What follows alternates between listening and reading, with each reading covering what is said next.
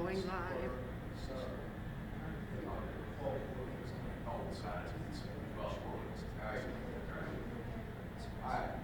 It is live.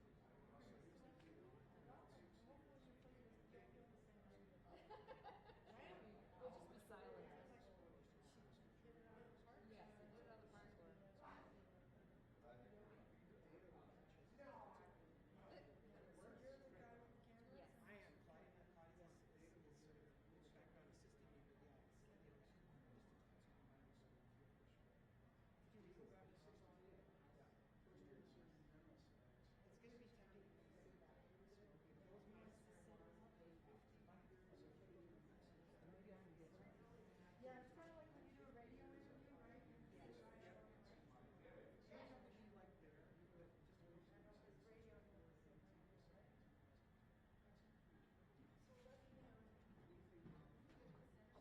Yes. John.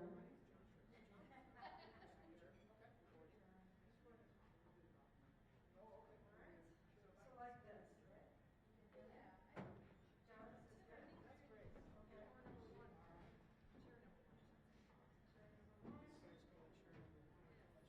Chair number two. So this is testing. Testing. So we're trying to figure out how close, how far. Okay. I'd say to cuddle up to the mic a little bit, so that'll work, right? It is not like that. Don't do Like this. Yeah. Just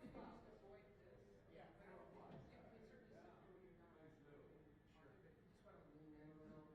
Then your audience will hear you a lot better. You can actually hear it, they'll hear it for you. And then the two cameras up there will make you hear it. Okay. All right. Audio test. Audio test. That's good. Test. Is that good? Thank you. What's the guy with the red hat? What's his name?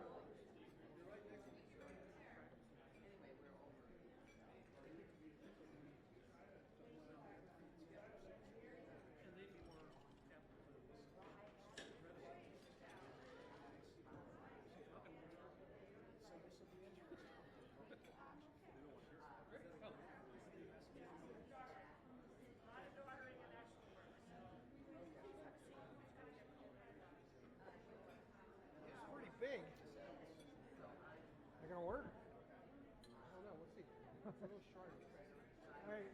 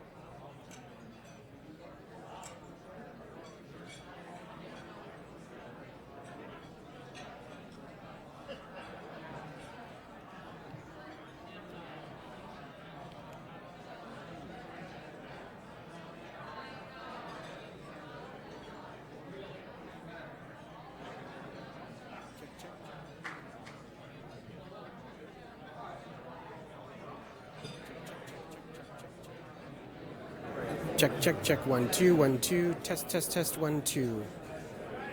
Backup microphone. Check, check.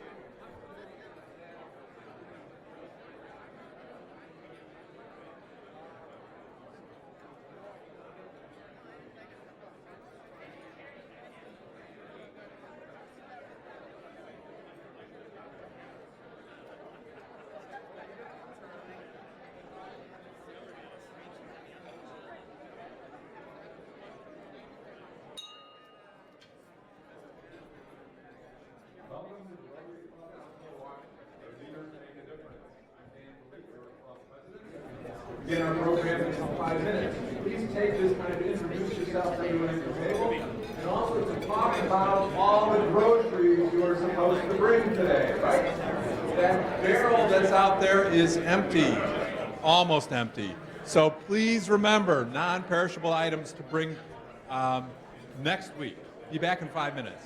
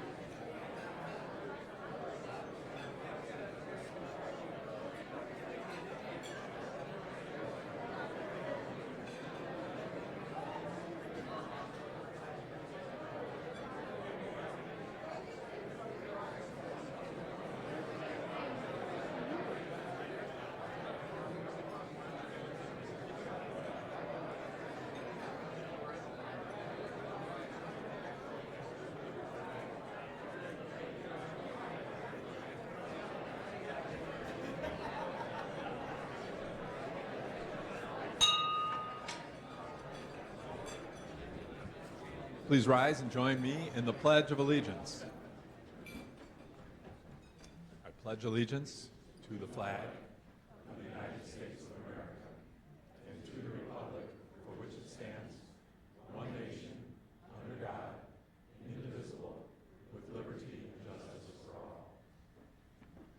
Now, before you sit down, let's have a moment of silence to remember Jack Lewis, who passed away last week at age 88. Jack was a member of our club for 53 years and was a very generous supporter of our Rotary projects. He'll be greatly missed by his family, friends, club, and community. So if we could have a moment of silence for Jack, please.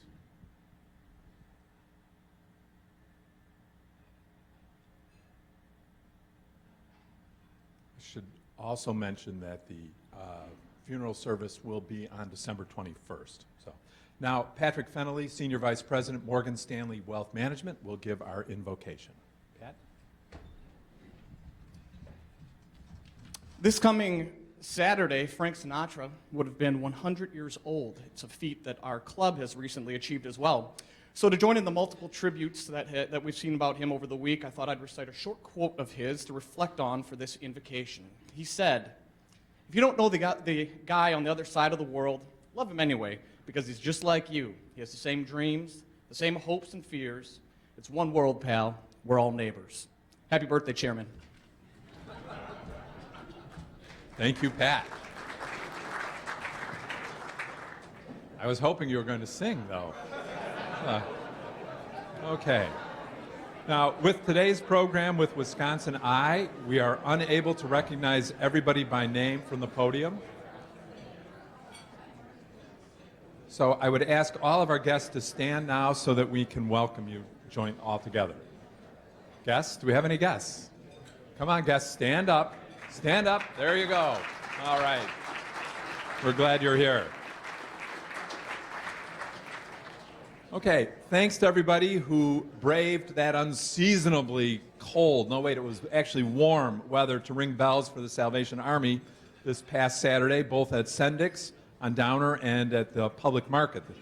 The 10 a.m. volunteers at the public market managed to get together quite a crowd of Rotarians to sing carols in return for contributions. That worked really well.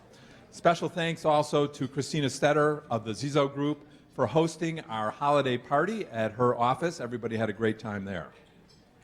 Now, getting to our program, Steve Walters will be interviewing 3 Milwaukee leaders who are taking action to reduce violence in our city. Steve has been a senior producer for WisconsinEye since 2009. Before that, he was a Madison bureau chief for the Milwaukee Journal-Sentinel and the Milwaukee Sentinel. He was named Journalist of the Year by the Milwaukee Press Club in 2012, and he's a part-time journalism instructor at UW-Madison for 22 years. Steve?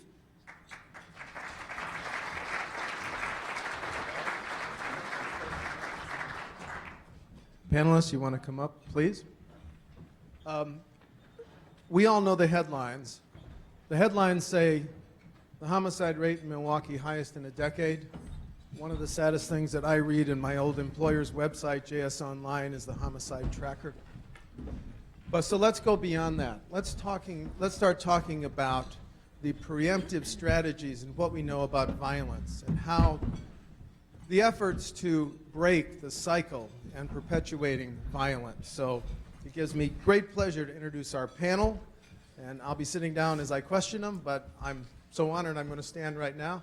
Carmen Pitre is the executive director of the Wisconsin's largest service provider, Sojourner Peace Center, deals with domestic violence.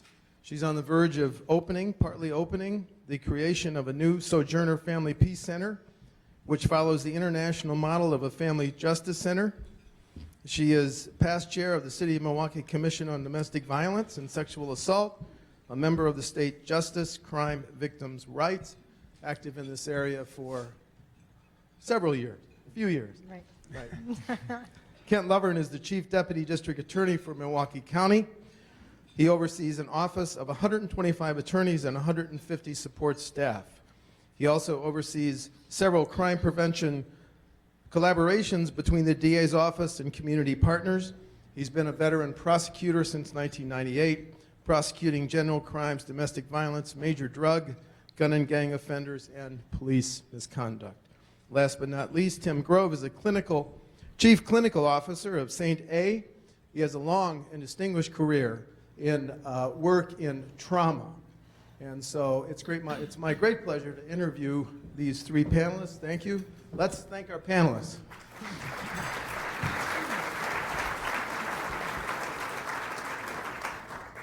First question.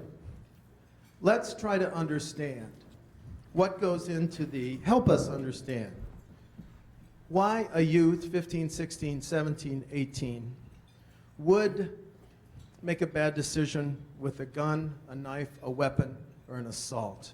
Mr.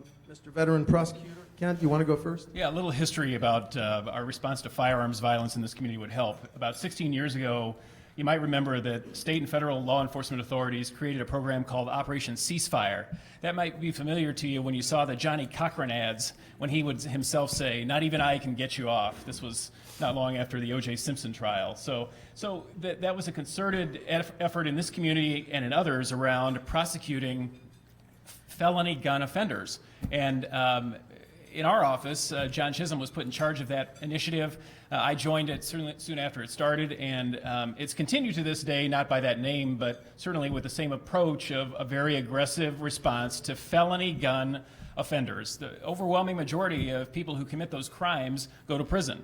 But one of the things we started learning about that process as we were looking at the backgrounds of these individuals, number one, they were a lot younger than we expected. When this program started, we expected to be responding to offenders ages 25 to 32 or so is what we thought we would see. Most of our offenders were between the ages of 17 and 22. So they were a lot younger than we expected. We also learned a lot about their background because if they had felony offenses even committed as a juvenile, they could be prosecuted as an adult for being a felon in possession of a firearm. So we learned a lot more about their juvenile history as well. And what we learned is not only did many of these young men engage in the juvenile process as an offender at a relatively young age, but almost all of them had, as a child, experienced the court system as an abused or neglected child. And I can't give you an exact percentage, but the overwhelming majority, again, of these individuals that were on their way to prison had grown up in households where our community justice system had responded to them for abuse and neglect. So one of the things we took to heart about that was, as John became the district attorney 9 years ago, was that we needed to have multi-tiered strategies with regard to responding to crime. We'll always have to have that response that's immediate and that's directly responding to the act that is potentially or actually dangerous to everyone in the community. However, it's critically important for our system to have longer-term goals, like many of you would in your businesses, related to what could be the strategies for trying to prevent these youngsters from entering this prison pipeline. And hopefully we'll get a chance to talk about this, but the reality is many of our young offenders who are now in prison have reported, and this is not unique to Wisconsin, national surveys indicate that 80 to 90% of prisoners, violent crime prisoners in our prisons, report they came out of abusive or neglectful households. So the question and the challenge for us in a system and for the larger community is, what are the strategies we can engage in to try to prevent this from reoccurring generation to generation? Yes, your office gets them after the violent act. So let's hear from Carmen and Tim on the other side of that. Carmen? Well, Kent and I have been working together for the last 10 years on this co-located model of service, a new facility we created, and we would often say, the good news and the bad news is kids learn about life in their home. Who they become, the tone for that gets set in their home. Violence is a learned behavior. So kids who grow up in violent homes learn that violence is a strategy, that it's a tool that they can use to solve their problems. So for us, we understood that if you grow up in a violent home, it's a precursor to lots of other problems in your life, some of which are kids who are committing crimes, picking up guns, hurting other people. They learn this behavior in their relationships in their home from the people who are closest to them. And so for us, the center is dedicated to providing co-located services, but turning our attention towards having a greater appreciation of the impact of trauma and violence in kids' lives and the tone that sets for them and the path that they're going to walk if they have nobody to help them unravel the impact that it's had in their life. Tim? Go ahead, Tim. I'm really fascinated by your knowledge of the trauma area that Carmen alluded to. Yeah, so the angle that I think I would add to this is a concept in the medical community and the public health community called toxic stress. So if instead of lunch today, which was marvelous, by the way, thank you very much. It's always good to come and enjoy your lunch and your company. If we fed you all paint chips that had lead in it. I presume most of you wouldn't eat it because you would know it's well established that sort of consistently chewing on lead-chipped paint would be toxic and very, very bad for you in terms of your development and in terms of your brain's capacity. Science is uncovering that when we expose kids to these sort of histories of abuse and neglect, and parents who are struggling with significant mental illness or alcohol and drug abuse, or who have been sort of separated from them because of incarceration, that for many of those kids, that can also have toxic effect. So the idea is, in their developing brains, as neural pathways are being created or maybe being pruned, if they have to constantly be on the alert for the next time something bad might happen to them, cortisol for a few minutes is a really helpful thing as a stress hormone. But after a few minutes, if it stays active, it actually starts to become toxic. So what happens in their developing brains is the part of the brain that moderates some pretty important functions in this world, like sort of inhibiting impulse, like making associative connections, like appreciating cause and effect, actually will have neural pathways that are less developed and will be killed, in essence, as a result of this chronic exposure to stress and violence. So it's not too difficult to make a leap as one of the factors of violence in our community that we hear the narrative side of that discussion and the learned behavior side. There is also a neuroscience side to this that is pretty compelling and powerful. Carmen? I forgot to say that the bad news is violence is a learned behavior. The good news is that it can be unlearned. And there are strategies and techniques for unraveling the impact that trauma has had in your life. Which leads me to my next question. What about how have treatment protocols and how we respond to some of these factors, how have they changed in the last 5 or 10 years? Anyone? Here's what's interesting. As we in our world, so my role is to both teach our staff at SaintA and then people across the country, across the state, and across the community about these concepts and these ideas at a very preliminary level empirically. So using data to sort of flush out what the effect of teaching people about these core concepts is, simply teaching them seems to have positive effect. So when we look at these folks' stories and they try to make sense of what's going on with them, let me give you an example. We have kids in our residential program who will sit with their clinician. Let's say it's an 11-year-old kid whose normal resting heart rate should be somewhere between 80 to 110. He will go from 115 beats per minute sitting in that room with his therapist to 40 beats per minute, doing absolutely nothing, which cues into a fascinating discussion around how that brain and body adapt and respond to stress. If we don't look for that, if we don't appreciate that, if we don't understand what that looks like for that kid, we will miss a treatment opportunity. So the buzzword in my field is this concept called trauma-informed care. This notion that too many of our kids have exposure to these events, they have developed these adaptive outcomes that in many cases have been toxic. And understanding that and teaching people about that alone empirically seems to have positive effect. But if you're not trauma-informed, that's the buzzword that you'll hear a lot about in the circles that I swim in, then in many people's minds, you're not providing effective treatment. The old protocols, the police arrest, the DA charges no longer work. Let's talk about the new emerging synergies between groups like yours and in addition to the new strategies. Kent?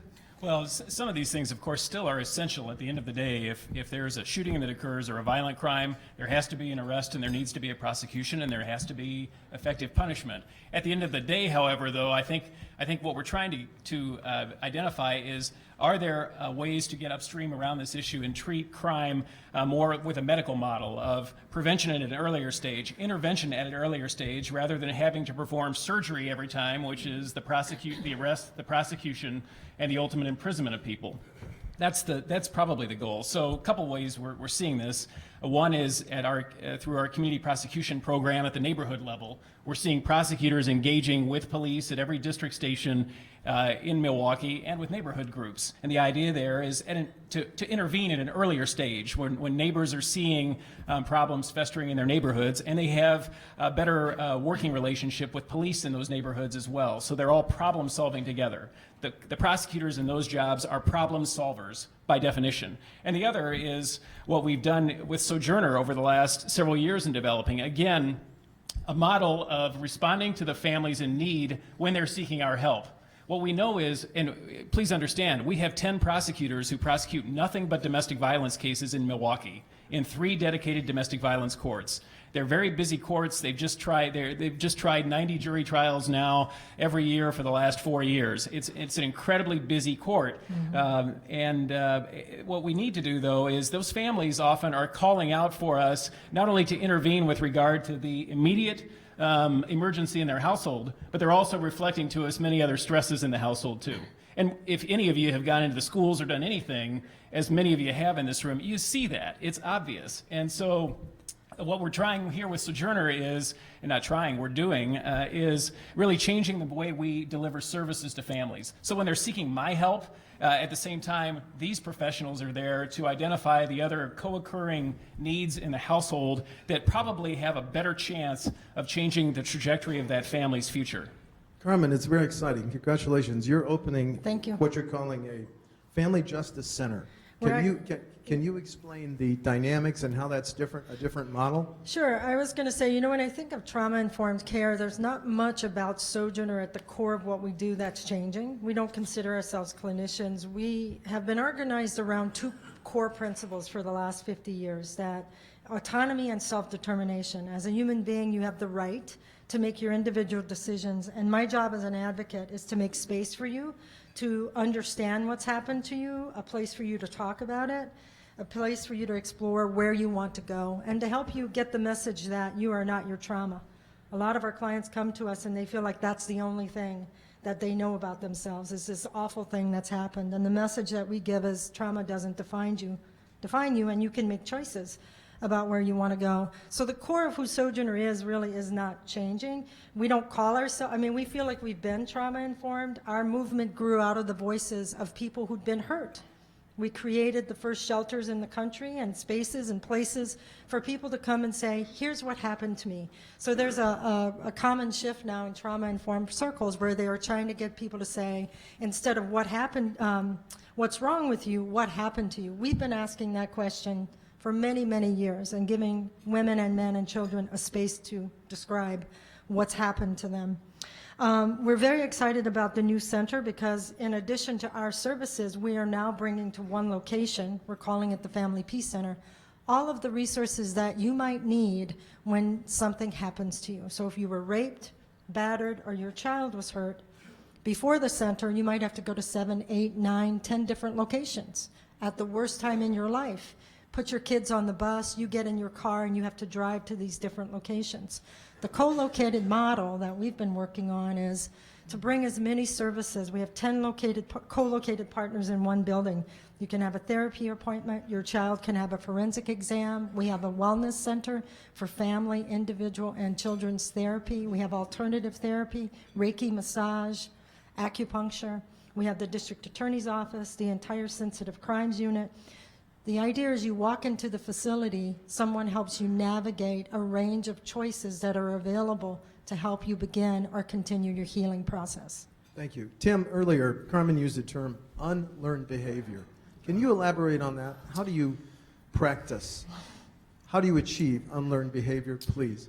Yeah, so I'm a pretty avid golfer. There might be a couple of other golfers in the room, and if you're a golfer, you know about muscle memory. And my particular problem with my golf swing is I open my shoulders too quickly, and some of you know what that means and what that leads to, right? So the challenge is I have to expose myself to training my body to do a different process and compete with the old process. And frankly, that's about repetitions. So this actually has application beyond the sort of fairways and greens of the golf course to sort of what kids experience. The good thing about learned and unlearned behavior is it's purely, in many cases, about repetition. So if I'm a kid at the age of 8 who is on one of these trajectories that Kent talked about, right? We know with some degree of predictability that that trajectory is not going to be positive in a lot of ways. If I can intervene and I can introduce different repetitions, different experiential process. So when I expect someone to be frustrated or angry with me, and instead they're caring and compassionate, that is a new experiential process.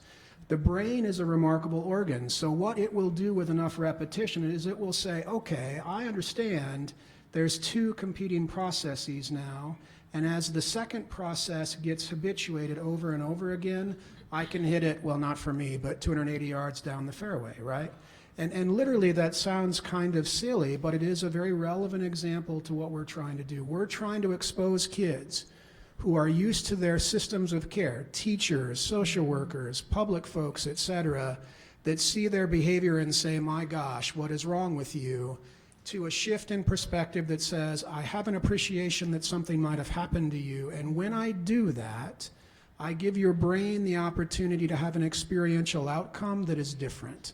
When that happens enough times, so think of all the people that then need to get involved with that, we can literally start to alter trajectory, and that's the promise. You've talked about the different response methods. What strikes me is these response methods, you need so many more resources. So can we talk about the growth in resources and how much additional services, staffers you've had to add? Excuse me. Go ahead, Carmen. At the same time, you know, I've interviewed lots and lots of clients. I know corporate leaders. There's a president of a company, and she grew up in a violent home, and she's now running this amazing corporation. And I asked her, I said, well, how did you get to where you are? She said, you know, I had this person in my life when I was 15 who would stop me every time something bad happened, and she would say, you know what? This is going to get better. Someday this is going to end. Just hold on. When you're 18, you can leave. And it was as simple as that. This person, they were removed, her and her 13 brothers and sisters were removed from their home repeatedly, exposure to violence. So I think sometimes we don't understand how simple it can be. It can also be very difficult and very complex. But there is this mystery to how people manage to survive. We see it every day at Sojourner. It's incredible how people manage to continue to survive and thrive. Thank you. Any other thoughts on the resources? Yeah, I'd say when you're talking about resources, I think the first thing to explore, which is what we did with this project, was rather than just identifying and saying we just need more of something, is how are we doing it, how effective is it, and how can it be improved? And that's really what I think the first questions have to be asked here about our approach to this, which is why, while there certainly was, the community responded generously to the building of this facility, everyone understood it's not about the building, it's about the relationships now that are existing in this building and the agreement that everyone had to essentially surrender little pieces of their work done in their own lane without any communication with anyone. This fragmentation of services has got to be something that we continue to conquer in this community, because we are, in a number of ways, we are an abundant, rich community. I'm not saying we have everything, but we certainly have a lot. And the question, and what we're trying to do with Sojourner that changes the dynamic of this, is better utilize those services in a more coordinated fashion. And I have every confidence that we will serve more people, we will serve them more effectively, and the ultimate goals will be to have fewer of them in our system, the criminal justice system, and also to cycle fewer of them through her system eventually. But it's about, to me, resources are always an issue, but first I think we have to always act upon identifying what the best strategies are for implementing the work. And then, Tim, the process of being trauma-informed just sounds to me like it's so resource-intensive. Talk about that, sir. Well, so what's interesting is that if you take a kid in one of our schools right now and you look at some of the headwinds and some of the resources, if that kid has one of these histories, and one of the things he probably wants to do, like some of you are probably inclined to do right now, is rock back and forth in his chair, right? We know from a scientific point of view that that activity is likely exactly what he needs. But if you go into most classrooms in this community, although MPS is changing pretty rapidly around this, you will have teachers who will say 4 on the floor. Some of you might remember that comment from your sort of teacher back in the day. And that might actually be doing the very thing that kid needs to absorb the information in that classroom. So to a degree, it's resource intense, But to a degree, to Carmen's point, it's also relatively simple. That simple shift in perspective, where the teacher allows the kid to rock, recognizing that that will sort of maximize the outcome of that moment, is a pretty simple thing. And it's not terribly cost effective at all. The other thing I would say is our community in Milwaukee is leveraging this tool, whether it's trauma or trauma-informed care or another frame called adverse childhood experiences, in a way that I haven't seen in my 20 years in this profession. So we work with Big Brothers Big Sisters and the Boys and Girls Club and MPS and the judges and the legal parties and bus drivers, and the list goes on and on and on. And the next frontier, curiously enough, because in the labor market, one of the big concerns is sort of human capital, these same concepts about how to manage and address the needs of folks who have overwhelming stress are the same concepts around workplace performance. So there's a very new but growing initiative taking this to the workplace to say, how do we maximize productivity from our workforce? The idea, though, is these very disparate groups are rallying around a concept that is pretty unique, and at least to my history in this field, pretty unusual.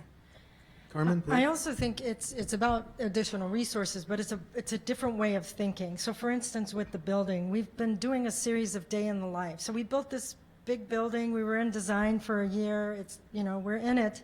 And we physically, my executive team and I walked throughout every part of the building and said, okay, I'm a client. How do I feel standing at the door having to buzz? What does that feel like? I walk up to the reception. So it's a way of thinking differently and putting yourself in the shoes of the person that you're trying to greet and to assist who's there. So I think it is sometimes about new resources, but it's about changing your thinking.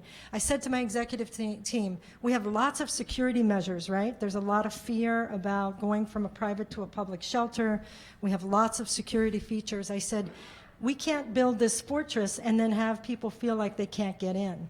So we had to think through a different way of opening ourselves up to our clients who were there to serve in the first place. So I think it's about additional resources, but we have to challenge ourselves, as Kent said, to give up our individual lane and partner with other people differently. To build on these successful treatment and prevention protocols, what is the obligation of, number one, local government, local or state government, number two, NGOs, number three, nonprofits, and then for-profits? Let's talk about that, please. Don't all go at once.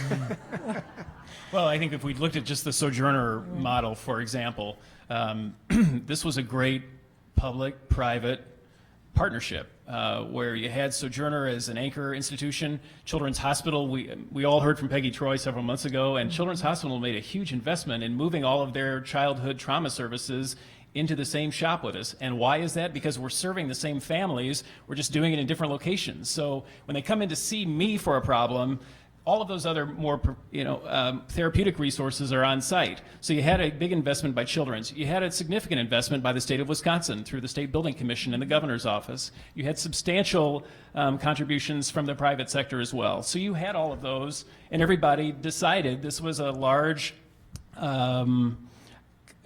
area of concern that we have to confront here as a community, and we have to do so in a very assertive way. And so I think that was a great model for private public partnership in terms of not only the money to build the collaboration, but also the people who will staff it are certainly police, prosecutors, and others in nonprofits and in the Children's Hospital arena too.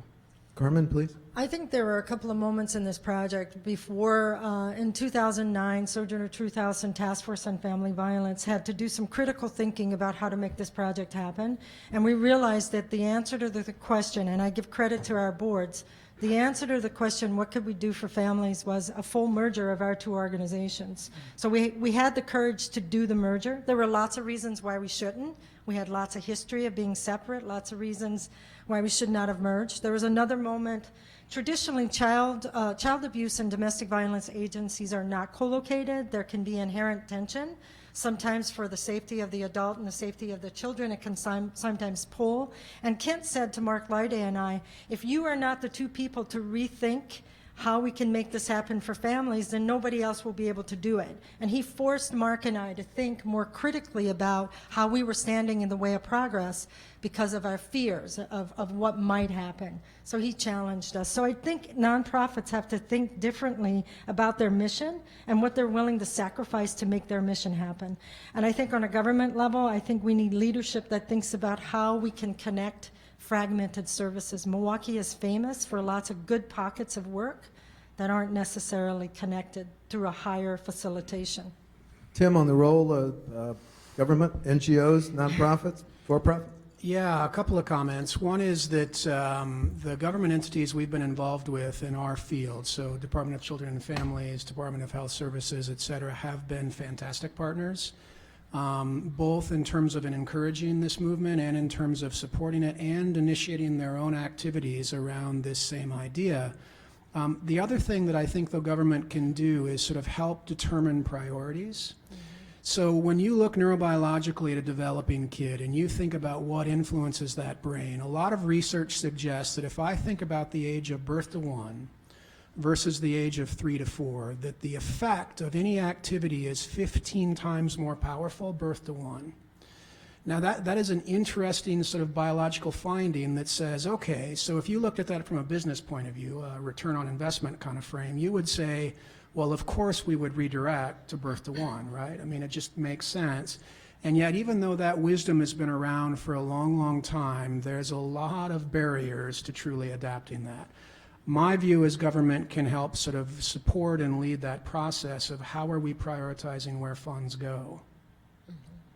I would love for each of you to share a success story. I know the audience would. Obviously no names, but just one success story.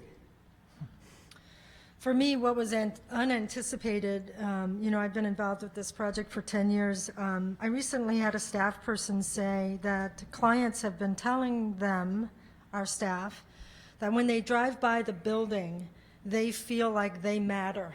Just driving by the building, by looking at it, it says to them that they have value and that there's hope. I would have never anticipated that the building would have that kind of impact on people. So for me, I'm humbled every time I walk into the building to know that just by our very presence, we're saying to people who are in despair, that you matter, you're worthy, and that there's hope. Kent, do you have one? I would say that 8 years ago when we started exploring nationally what other cities were doing around family violence, and we thought of a model that we thought was more heavily focused on the streamlining of social services rather than just using the law enforcement as the first resource and not the last, that a lot of other communities were telling us it's just hard to envision the working together of children's advocates and domestic violence advocates because that just hasn't been done traditionally. And 8 years later, thanks to all of the great collaboration in this community, those same folks around the country are now saying this is the national model that's been developed. And again, we've raised expectations now very, very highly, and now we have to deliver. But it's our intention to do so, and I have every belief, because of the people who've committed themselves to doing this for all the right reasons, that we will do so. And Tim, as a clinical officer, I know you have a success story. Yeah, it's trying to pick which one. So a girl, 14 years old, goes to her school counselor and reveals for the first time that she's habitually being sexually abused by her father and has been for the last 10 years. Upon that revelation, as her team and her system and her family sorted that out, she became acutely suicidal. In her words, it was the only way to manage the pain, was just to sort of make it go away in that fundamental kind of way. As a matter of fact, the folks at Rogers who treated and worked with her called her one of their highest risk young ladies that they had worked with ever. She was serious on ending her life. Things stabilized for a little bit. Her family got into the child welfare system and she got exposed to us, and we started to ask some of these simple questions. In her history, when she would go to school, for example, and she would have these episodes where she would be reliving what happened to her, and she would be basically staring blankly ahead, having this flashback process, much like our veterans, the school would interpret that as slow or delayed, and she was actually formally evaluated for an IEP as delayed. If you meet her today, you would say she's anything but delayed. That's a good example of a missed opportunity to practice in a trauma-informed way. So we started to introduce her and her team to these core concepts and these core ideas, that treatment process I referenced before. She slowly but surely began to put her feet back in the water. So she went to a residential program, she got fairly stable, she came back out, she got asked to go to high school prom. Very anxious and worried about this. It didn't go so well, by the way. She went back to the hospital feeling some sense of being suicidal again, and upon getting there said, I don't belong here anymore. Interesting.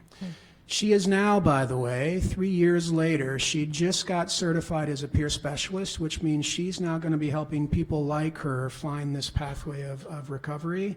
It's a pretty powerful story, and it's, I think, an example of what can happen. Thank you, Tim. I want to give the audience a chance to ask questions, but I've just got a couple more. What are the issues, because I'm a journalist and I love asking questions. What are the issues and challenges? Let's cast this debate forward. The issues and challenges over the next 5 to 10 years. Panelists, please. Well, for us, as Kent said, we have to deliver. I've said to all our partners and our working committees, if we built a beautiful building, which it is, and nothing changes, that will be a failure. We don't need one more beautiful building in Milwaukee. We have serious, serious issues that we have to attend to that generationally get handed down. And all of our partners have committed themselves to changing the way that they work. So for us, what's ahead is shifting how we can better work in partnership with each other on behalf of families that are hurting. Yeah, the challenge really is to change the mindset of so many of our young people, especially those who engage in violence. You know, John tells a story, Chisholm tells a story of going to the juvenile detention center several years ago, talking to young boys ages 12 to 16, asking them, bringing some photos of guns and asking them if they know any of these models. Of course, they can all name the makes and models. They can all say that they could go access one if they left the facility rather quickly. But the most troubling part of it all is when John asked them, how many people do you think were killed in the city of Milwaukee last year? And we know it's far too many. We know the average over the last 20 years has been 100 murders. Their answers were in the thousands. And that is a framework, a mindset that then is informing in their mind, rational behavior to pick up and carry a gun, to join a gang, to seek that solidarity that they're not finding inside their house, and to look for a place where they think they can be safe. That's the challenge we have in this community, is to change that mindset so that these young men aren't headed to an otherwise predestined outcome, and that we can put them, in a place and have them find a place in this community where they can be part of the community, invested in it, and feel like they're a productive part of it. Tim, please. Yeah, if I can go out maybe 5 to 10, Steve. So I'll pick on something that has been a special interest of mine. There's some really great research suggesting that by the time they're 18, kids will see 200,000 violent images in some form of the media. And I'm not going to go down that path, by the way, because we'll probably never stop. But what I'm worried about is how to responsibly use technology. So I have a 13-year-old son, and how he communicates with most of the folks in his life is using his thumbs. And some of you know this, right? You can be sitting right next to him, and you might nudge him on the shoulder, what I call the old school way of communication, and he will actually respond by pulling out his phone and texting me something. And I don't do the Twitter or whatever kind of thing, so the only method he has of communicating is texting. The more I learn about neuroscience, get kind of interested in what that fundamentally does to all of us. What I know about the brain is that it sort of is a pretty efficient organ, and it says what you expose to me I will repeat and get good at, and what you don't expose to me I won't. So what happens if this technology, and I think there's a great place for technology, by the way, but responsibly used, becomes a replacement? So there was a popular movie, Her, some of you might have seen that a while back, where a guy tried to date an operating system. And if you think about it, in our world, we like predictability. We like to control stuff. So you can appreciate the appeal of dating the operating system. I worry about a day and a time where that insatiable need for control and predictability drives some of the other elements out of our human interaction that fundamentally alters who we are. Now, the leading neuroscientists of the world tell me not to worry because that's thousands of years of sort of evolutionary biology to unwind. But the speed by which sort of we're making changes is pretty alarming to me. So I think that's a whole nother part of this conversation at a more macro sociological level that needs some attention. Did you have a PS, Carmen, before we go to questions? You know, at the same time, I'll tell you about my morning. Between 9 and 10:30 this morning, I had 3 advocacy cases. I had someone from the city call me about a woman and 3 kids who needed shelter. I had an advocate come to me with 2 separate families. One family, there was a fire. 2 kids were killed in that fire. She has 4 kids. Her and her mother are in a new apartment, which we helped her get into, but they're sleeping on the floor. The second family, 2 children. She escaped. He found her last Friday, almost killed her. We got her into a new apartment, sleeping on the floor. We were able to get beds. Today, we are helping those families rebuild their lives from the ground up. And so we have to continue to tend to the emergency needs. At Sojourner, we serve 9,500 clients a year with well over 65,000 contacts a year with those people. So we have to push ourselves towards the future, more meaningful partnerships, but we cannot abandon the core work of helping people who are in desperate situations. Okay, to stay on schedule, we have about 10 minutes for questions. Yes, sir. Yeah, first of all, I want to say, Carmen, you are an absolute amazing woman, and I love your work and I always have. And I remember the day that Ken brought this idea to you and you began to bring it to fruition. You know, one of the things that, one of the questions that's coming up for you, though, is this is talked about to a degree as though it's just an inner city problem, and I know that's not the case. And I wonder if you could speak to that a little bit and talk about the population that are really coming to you for these services. Sure. We serve people in every zip Carmen, code. do you kind of want to paraphrase a question Sure, in case he people asked- didn't hear it? He asked me to paint a picture of clients. Sometimes I think what we see the most of are poor people who have to be more public about their issue. That's how I describe it. At Sojourner, we see people from every zip code in Milwaukee County. I've worked with state legislators, Supreme Court justices, people who are extremely poor, people from every walk of life. How we think of it as Sojourner, when you have access to resources, you have different options for how public you may or may not want to be with your circumstance. A great example of that, a bad example of that, is Elizabeth Whitty was murdered in the PAC parking lot by her husband, who was a physician. He stabbed her in the parking lot. She never came to our restraining order clinic. Her attorney did. She never waited in line at 8:30 in the morning or 1:30 in the afternoon. People who don't have resources, don't have access to attorneys, have to wait in line. So we sometimes have this false perception that what we see, which are people who are forced to be public because they're poor, don't have access to resources, we see that as the full extent of the problem, when in reality it is everywhere around us. I could tell you lots of stories about people who are right sitting among us, working at every corporation in the city, who are trapped in violent circumstances, the wives of physicians. Sorry. So Carmen said they see people from all zip codes throughout Milwaukee County. Tim, you had a PS on that, sir? Just to add one piece. When we talk about trauma and adversity, I really appreciate your question. The seminal study on this relative to adverse childhood experiences was done in San Diego, California, where I know today is pretty moderate for us, but most days they're 75, 80 degrees. The folks sort of being studied in that sort of a group were mostly college educated, mostly white, all receiving health care from Kaiser Permanente. When they were asked about their adverse childhood experiences, abuse, neglect, domestic violence, et cetera, 67% said yes to one of those, and about 25% said yes to 3 or more. This is not just an inner city problem. Right.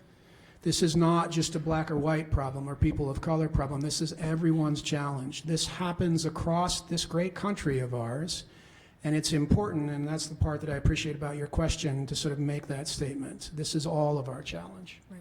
Another question, sir?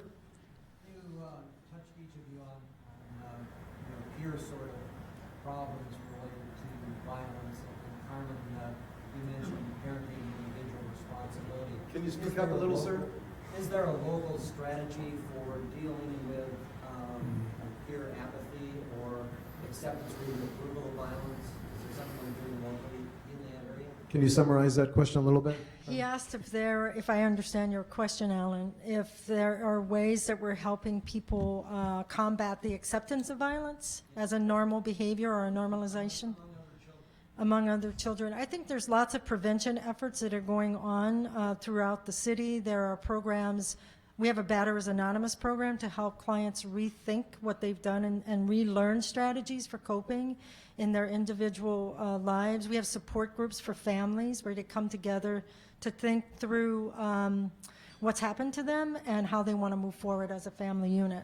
Does that answer your question? You know, the other thing relative to that area, you know, peer support would be what are young people saying in the community about whether to make a choice, a violent one or not. And I would say that a good organization, a Center for Youth Engagement, is involved very deeply in this community and has harnessed a lot of younger people, high school age kids around what are the positive alternatives that can exist for us after school, for example, on the weekends. What are some social outlets we can have? What are more thoughtful ways that we can engage one another in our communications? And I would say that what you're seeing more and more of within our other centers, like Boys and Girls Clubs and the Ys and all of this, is this focus on a need for children to understand how to better communicate with one another in a positive fashion so that some conflict doesn't devolve into a violent incident. There's also Urban Underground. We're convening a youth advisory committee next year, and we're going to be paying them stipends to do outreach with other youth. We have youth summits. There's lots of activity, I think, that's going on. Yes, ma'am. Yes, ma'am.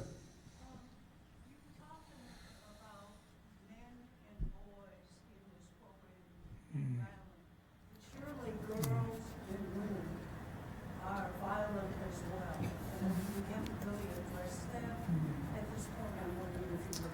We do have 3 groups for women who are convicted in the court system. We have 11 groups through our Batterers Anonymous program, 3 of which are for women who've been convicted of using violence. So women can be violent. They have used violence. And we do provide services to them when they are convicted and help them rethink their strategies. We also know that the women who come to us have lived in violent environments, and we have to help them think about how they parent moving forward. Violence has an energy that lives within a family, and it's something that impacts everyone, everything they say and do. So we have to help them think about what kind of parent they're going to be after this trauma has happened for them. Thank you for the gender question. Yes, ma'am. Recently, the Supreme Court refused to hear an appeal on an assault weapons ban and high-capacity magazine ban. Do you think that's something that if we adopted a similar ban in Milwaukee, that it would have a great influence on violence and gun violence in the city?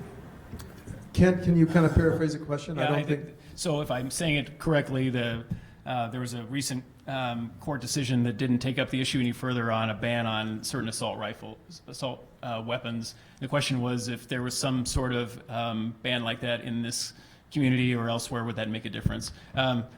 I don't know if that I have the answer to that question, other than what I would like to see, though, is a much more reasonable discussion about this whole issue, because it's of concern. And I think most reasonable people in our community and in the country share the concern of the need of the prevalence of gun violence. Unfortunately, we just don't hear much of a discussion or a debate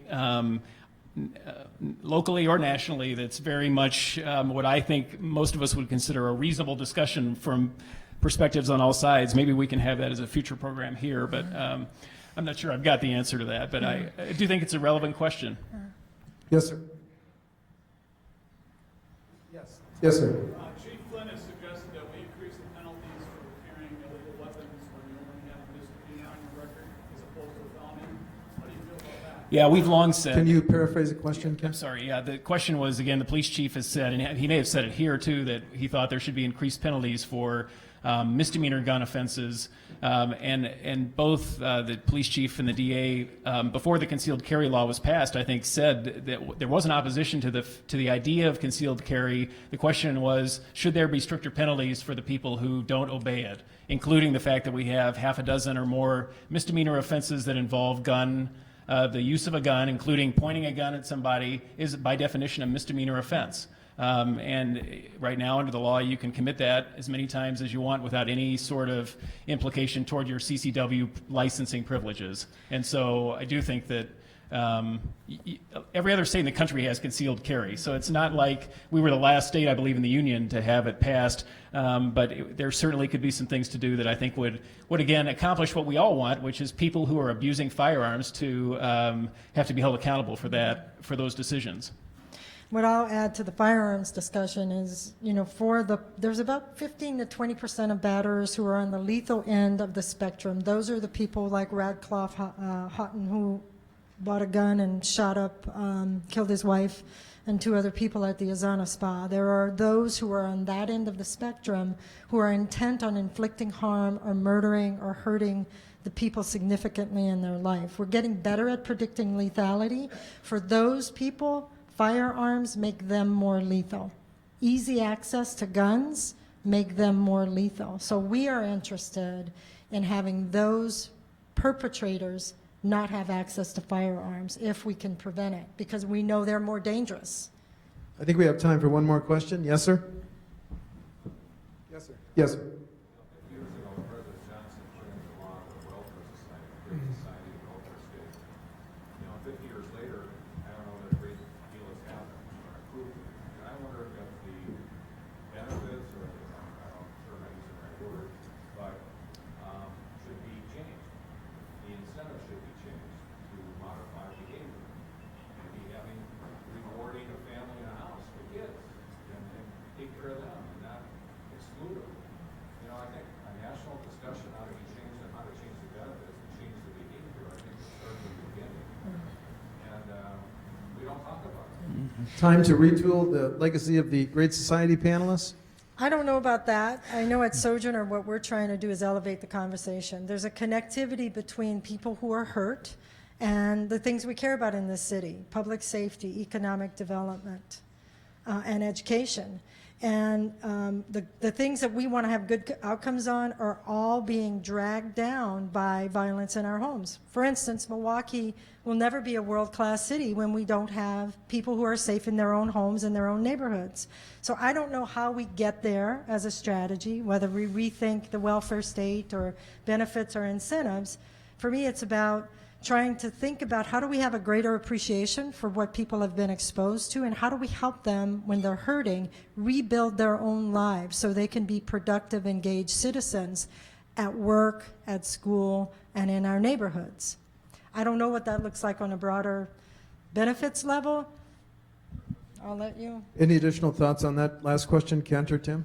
Well, I just say I think it's fair to ask if we're not in a better place in some ways in our country than we were in 50 years ago. Things happen. We know historically we're here in this place not by coincidence, right? We're here because of decisions that were made with the best of intentions. Any things we're exploring, like we have right now with this project, to better deliver services to people and families in need with an eye on reducing their involvement in our systems. Why not have the discussion? Tim? And I just think there's an opportunity to continue to be more what I call biologically respectful. So we all lived in hunter-gatherer tribes, which meant that the community was our parent. And that meant, sort of generally speaking, for kids in their developmental years, there were 4 safe, nurturing, attuned adults that were constantly looking out for them and caring for them.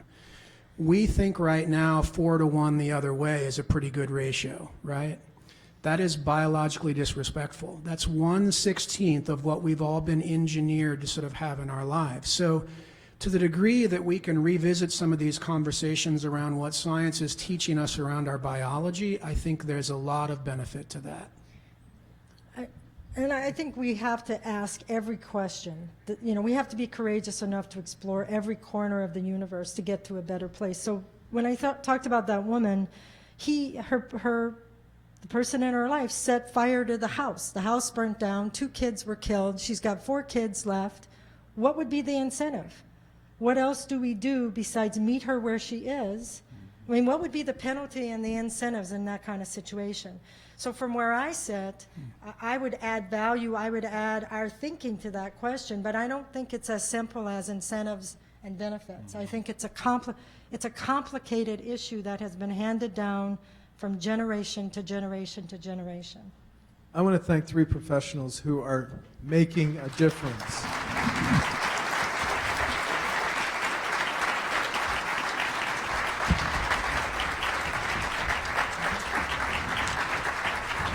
Okay, thank you. Carmen, Kent, Tim, Steve, we appreciate a thoughtful presentation on a difficult topic. Very, very informative for us all. As I think many of you know, Rotary is an international leader in the efforts to eradicate polio. In the last 30 years, we have immunized over 2.5 billion kids all around the world. As a result, the disease has almost been eliminated. So we will be making a donation in the name of our speakers today to vaccinate 50 kids, bringing us closer to our goal of eliminating polio all over the world. Now, just a couple of announcements, if I can get to the second page. Following our adjournment, the board meets in room 413. History and Current Events meets in room 411.